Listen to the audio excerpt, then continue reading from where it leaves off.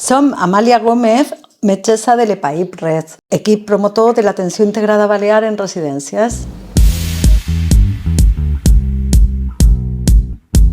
Me gustaría preguntar a un profesional de cronicidad cómo trabajan para mejorar la atención a personas mayores en residencia.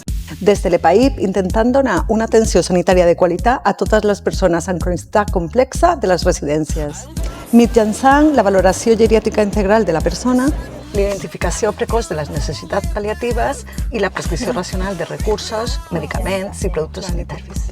Us pareix que repassem la valoració integral, la medicació de tots els pacients que varen veure ahir a Porreres?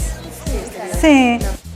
M'agradaria demanar-li a un cardiòleg si creu que la utilització de dispositius de teleassistència són útils per al seguiment de pacients grans amb insuficiència cardíaca, sobretot institucionalitzats.